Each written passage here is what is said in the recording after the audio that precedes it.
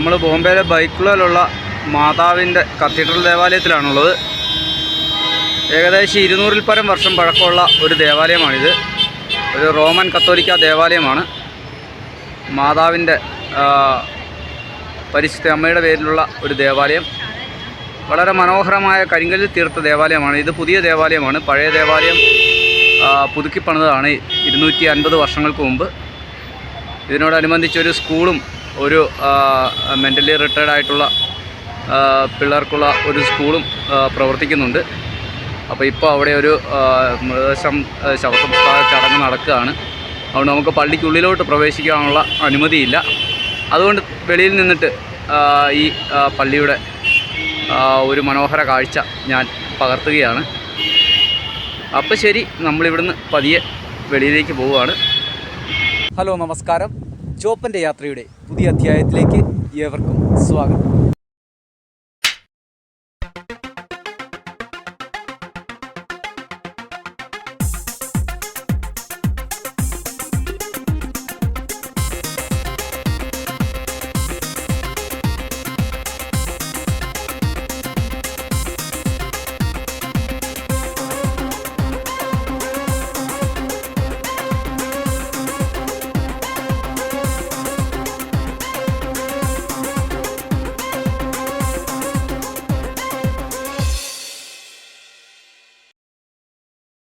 കുഞ്ഞിപ്പൻ നാണത്തിനുള്ളിൽ ഇരിപ്പുണ്ട്. കിടന്നോടെ കുഞ്ഞിപ്പൻ.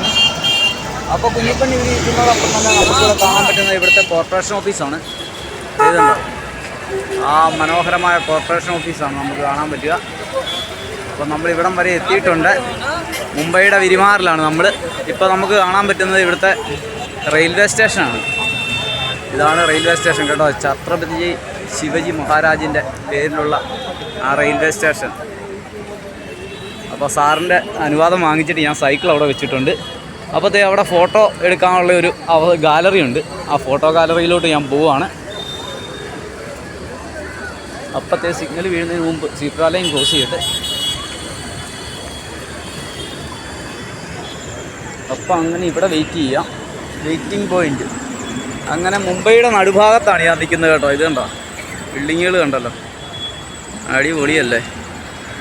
ഇതാണ് Mumbai railway station. എൻ്റെ പുറകിൽ കാണുന്നത് ഡബിൾ ഡക്കർ ബസ് പോകുന്നു. അങ്ങനെ ജീവിതത്തിൽ 2ാം പ്രാവശ്യം നമ്മൾ ഡബിൾ ഡക്കർ ബസ് കണ്ടിരിക്കുകയാണ്. ഒന്ന് തിരുവനന്തപുരത്ത്, ഒന്ന് ഇവിടെയാണ് കാണുന്നത്. അപ്പോഴത്തെ വണ്ടികൾ പോയി കഴിഞ്ഞാൽ അങ്ങോട്ട് ക്രോസ് ചെയ്യുക. മുനിസിപ്പൽ കോംപ്ലക്സ് ആണ് ഈ കാണുന്നത്. അതിൻ്റെ അപ്പുറത്തെ ടൈംസ് ഓഫ് ഇന്ത്യയുടെ ഓഫീസാണിത്, ആ കാണുന്ന വെള്ള ബിൽഡിങ്. അപ്പോൾ ഇതൊരു പോയിൻ്റാണ്. അവിടെ നിന്നാൽ നമുക്ക് ബാക്കി ഭാഗങ്ങൾ കാണാൻ പറ്റും. ഇതൊക്കെ ഇവിടുത്തെ പഴയ ബിൽഡിങ്ങുകളാണ് കേട്ടോ. മുഴുവൻ ഓൾഡ് ബിൽഡിങ്ങുകളാണ്. നമ്മുടെ കുഞ്ഞിതേ ആണ്ട് അവിടെ ഇരിപ്പുണ്ട് കേട്ടോ. അവളെ എഴുന്നേറ്റ് എന്നെ നോക്കിയിരിക്കുകയാണ്. ഇനി അവളെ കടപ്പുറത്ത് എന്നാലേ ഉള്ളൂ ഒന്ന് ഇറക്കാൻ പറ്റത്തുള്ളൂ. അപ്പോൾ ഇവിടെ ക്രോസ് ചെയ്യാൻ പറ്റുമോ? ഇല്ല, ക്രോസിങ് ആയില്ല. അപ്പോൾ ഇതിൽ കഴിയുമ്പം ക്രോസിങ് ആവുമെന്ന് വിചാരിക്കുന്നു. അപ്പോൾ ഞാനിവിടെ വെയിറ്റ് ചെയ്യുകയാണ്. I am waiting. അതാണ് ഈ ബിൽഡിങ്ങൊക്കെ കാണുമ്പോഴത്തേന് എന്താ സന്തോഷം. ഇതൊക്കെ നമ്മൾ പണ്ട് ടി വിക്കകത്ത് ഇവിടെ ബോംബ് സ്ഫോടനമൊക്കെ നടന്നപ്പോഴത്തേനും ടി വിക്കകത്തൊക്കെ കണ്ടതാണ്. ഈ റെയിൽവേ സ്റ്റേഷൻ്റെ അകത്തൊക്കെയാണ് അന്ന് ബോംബ് സ്ഫോടനം നടന്നത്.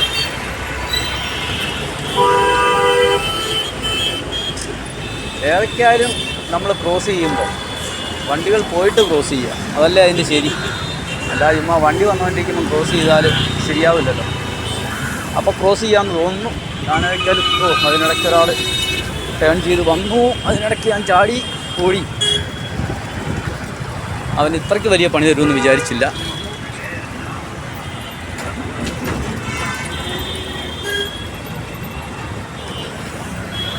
അപ്പോഴത്തെ ഈ റെയിൽവേ ടെർമിനൽ തന്നെ ഒരു ഭയങ്കര സംഭവം കേട്ടോ. ചിന്തിക്കാൻ പറ്റാത്തൊരു സംഭവമാണ്. ഫോട്ടോ സെഷൻ്റെ ഏരിയയാണ് ഇത് മൊത്തം.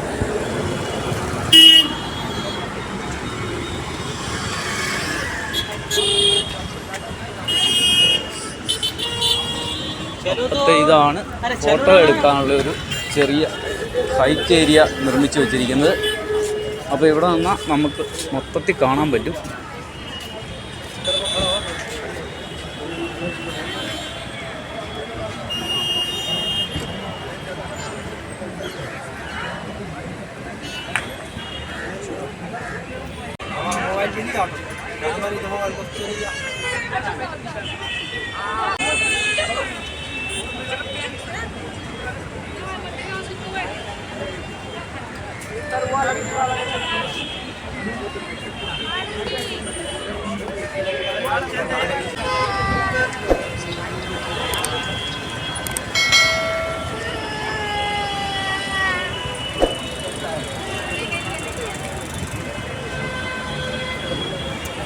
റെയിൽവേ സ്റ്റേഷനും മുനിസിപ്പൽ ബിൽഡിങ്ങും കോർപ്പറേഷൻ ബിൽഡിങ്ങും എല്ലാം കൂടി നമുക്ക് ഒറ്റ ഫ്രെയിമിൽ കാണാൻ പറ്റും.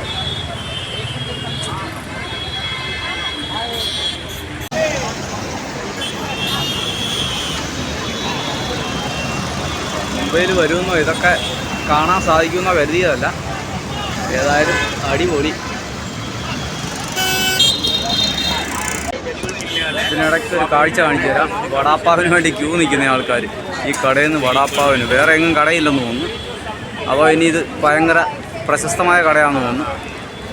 അപ്പോൾ ഇവിടെ നിൽക്കുമ്പോഴും നമുക്ക് കാണാൻ പറ്റുന്നത് ആ കോർപ്പറേഷൻ ബിൽഡിങ്ങും ഛത്രപതി ശിവാജി മഹാരാജിൻ്റെ പേരിൽ ആക്കിയിരിക്കുന്ന ആ വലിയ റെയിൽവേ സ്റ്റേഷനുമാണ്.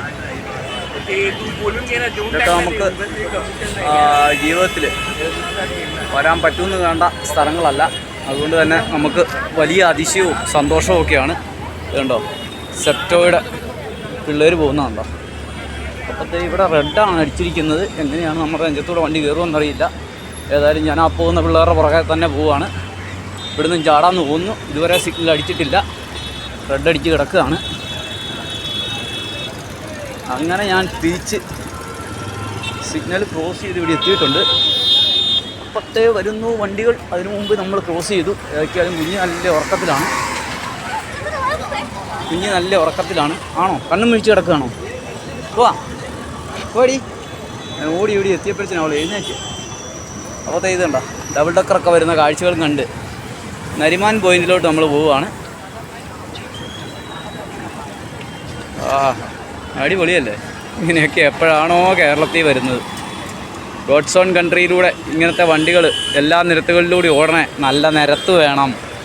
എല്ലാം നിരത്തിയിട്ടാൽ പോരാ. अडिपोळी पप्पा. मुंबई काश्मीर मुंबई हा प्रवास आम्ही गेटवे ऑफ इंडिया इथून 14 ऑक्टोबर 2025 रोजी सुरू केला.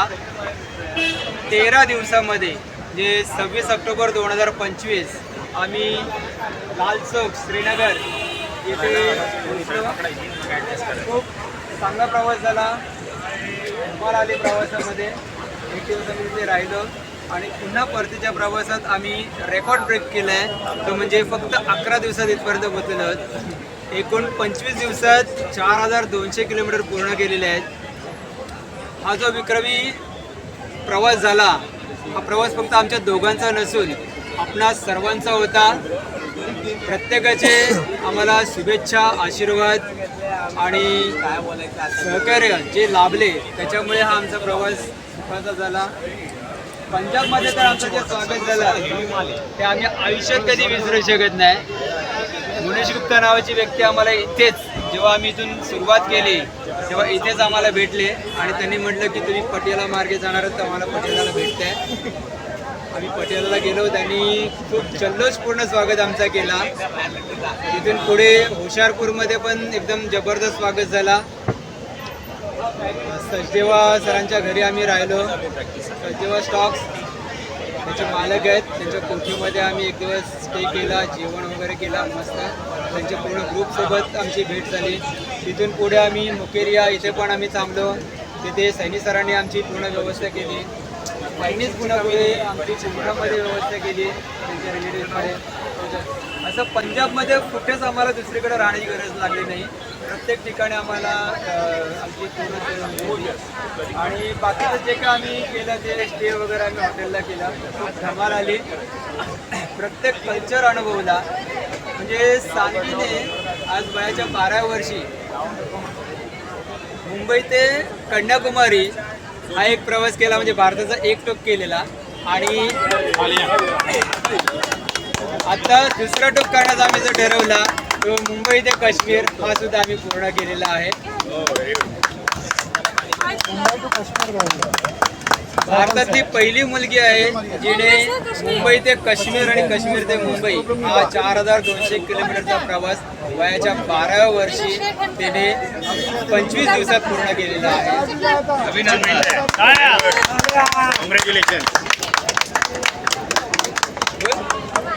नमस्कार मित्रांनो, मी साध्वी प्रवीण पाटील. मुंबई काश्मीर मुंबई हा स्वच्छ भारत सायकल प्रवास पूर्ण झालेला आहे. आज 25 दिवस झाले आम्हाला. അപ്പോൾ മുംബൈ ടു കാശ്മീർ യാത്ര കഴിഞ്ഞ് വന്ന രണ്ടുപേരെ ഇവിടെ സ്വീകരിക്കുന്ന പരിപാടിയാണ് കാണുന്നത്. അവർ ഗേറ്റ് ഓഫ് മുംബൈയിൽ നിന്ന് തന്നെയാണ് ഈ യാത്ര ആരംഭിച്ചത്. അവിടെ തന്നെ ഇപ്പോൾ തിരിച്ചു വന്നിരിക്കുകയാണ്.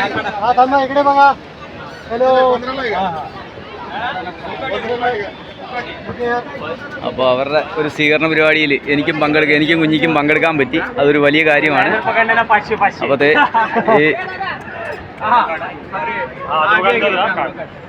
ഈ ग्रुप फोटो लेते हैं सारे लोग आ जाओ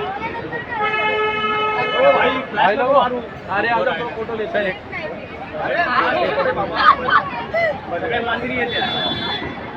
अरे डोळे चमकतात.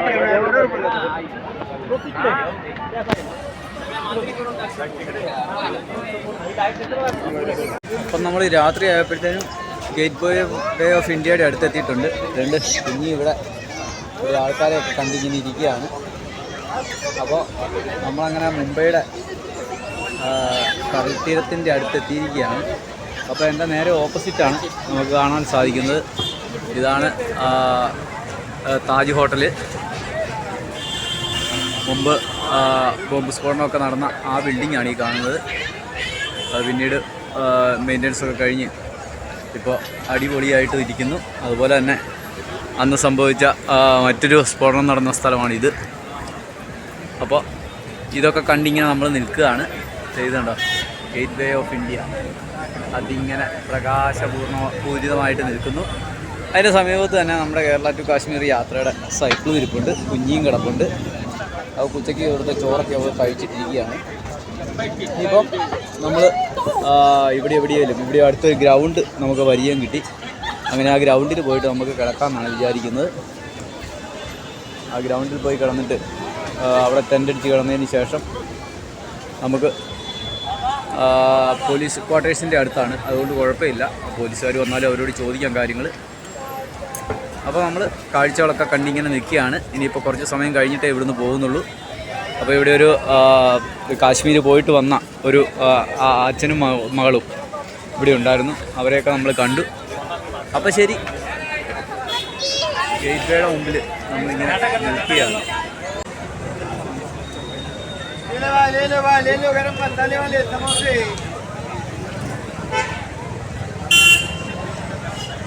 നമുക്കൊരു നല്ല പരിപാടി കിട്ടിയിട്ടുണ്ട്.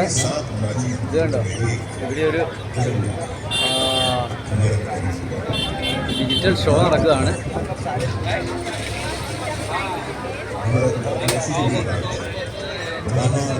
അപ്പോൾ ഡിജിറ്റൽ ഷോയുടെ ഒരു കാഴ്ച ഇവിടെ നിന്ന് നമുക്ക് കാണാൻ പറ്റും.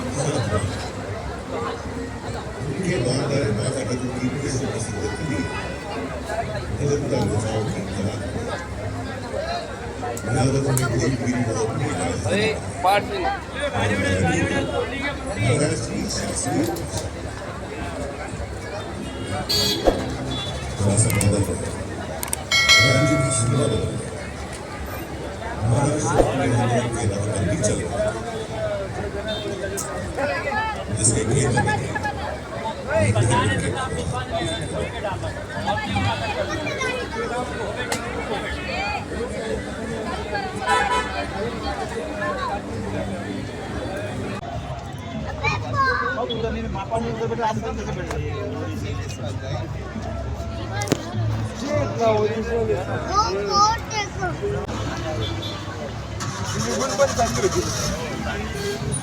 ओळखीची होती, मीच थांबवलं.